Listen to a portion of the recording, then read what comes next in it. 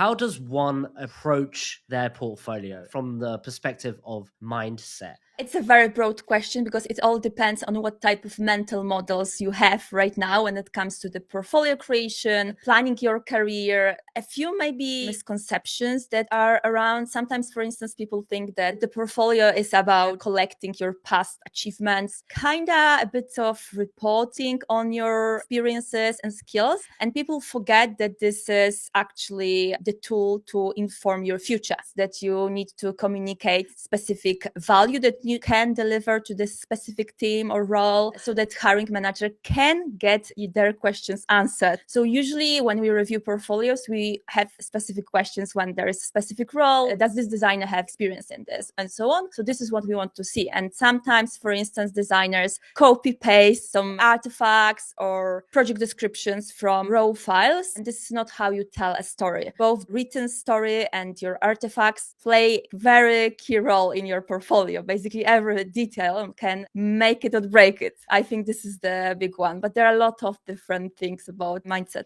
Like also that this is an ongoing project, that there are iterations, why every hiring manager has a different opinion because they are users as well, right? But I think thinking about the future and that this is an iteration, these are the two first things. And that you also need to strategize this portfolio a bit. Like you need to think about your whole profile and not just create like any portfolio from anything from your past, like you're throwing everything there and you're just not thinking intentionally what type of an impression it creates.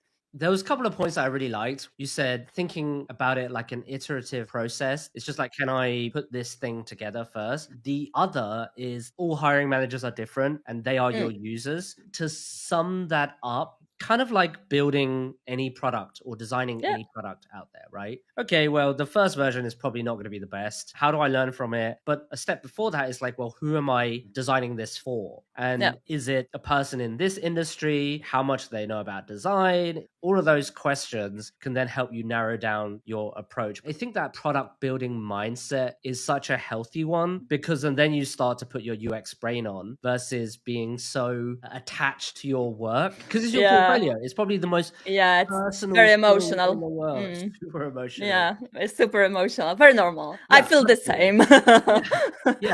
Absolutely. I think we all forget that when we approach portfolio, maybe everyone wants the best for them. High salary, full package of benefits. So when we approach portfolio, I think we are getting stressed because we care to make it good, but we get lost as well. And I think that maybe sometimes people think in the same way like we're thinking at school, like this is a test. I feel like people think that when I will show this process, they will see that I know. Someone told me, I want to show all of this because I won't be on the safe side. Whereas there is no safe side because it really depends, right? And it's definitely not showing everything when we optimize for time to value, for making this readable and clear for hiring managers in a short time.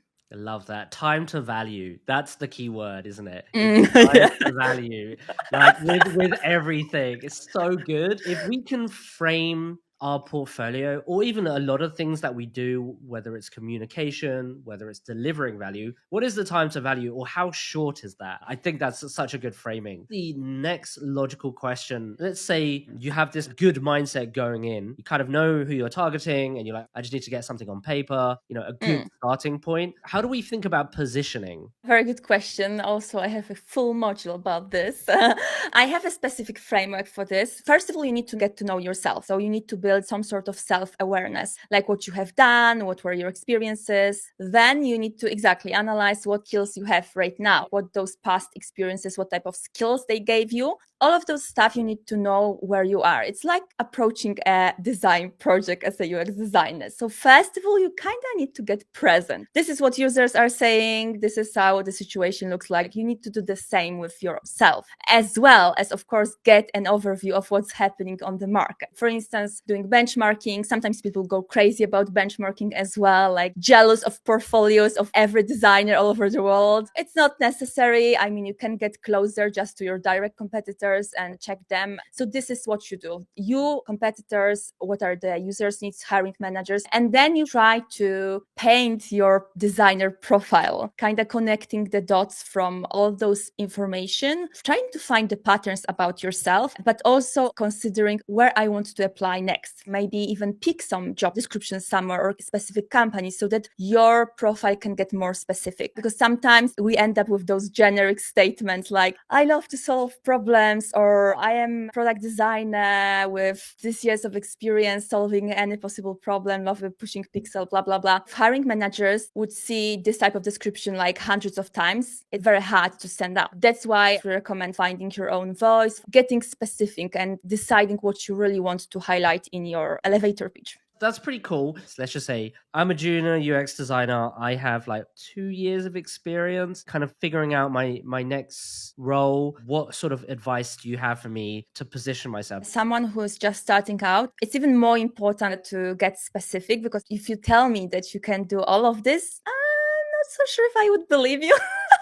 If you don't have a lot of experience, you can also base your selection on your passion, like when you are leaning toward, or if you have done some project. This is also something to consider. Like, am I trying to find something that fits to those projects that I've already done and take it from there? Or do I have time, energy to create something else? Because maybe I will actually highlight something else because those projects were just for learning UX. And right now I actually want to go to B2C or B2B, whatever. So if you, for instance, write B2B and you're not showing any B2B projects, then it's a question. Can you do it or not? Like, how much time will we need to get on board to this problem area and so on? The second is thinking about your passions. And maybe the third one, also about the market needs. So many times when you start, it's about the craft. So if you're new, okay, we need a person to like get to know Figma, how to draw, how to push pixels basically, or maybe help with design systems sometimes even. I think the visual part is also pretty key. Even if you're not going to highlight this, it will be judged because we all can see. So this would be good to have it. And of course, if you're passionate about this, it's easier to highlight this. And another thing, transferable skills. If you're coming from another industry, for instance, I came from architecture. Some things that I was highlighting was definitely stakeholders management, complex problems, this type of stuff. But you need to be very intentional, not just like labels and keywords all over your portfolio, because we will see that it is not intentional. When you write stakeholders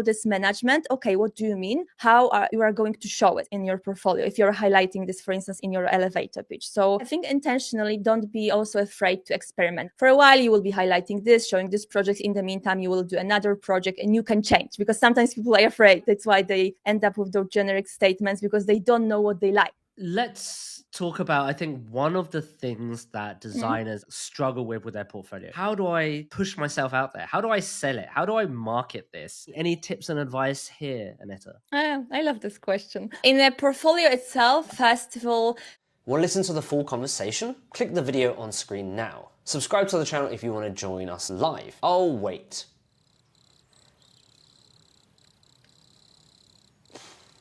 Okay, fine, you don't have to join us for the live stream, but if you like stuff like this, then click that subscribe button. I'll see you on the inside. Bye!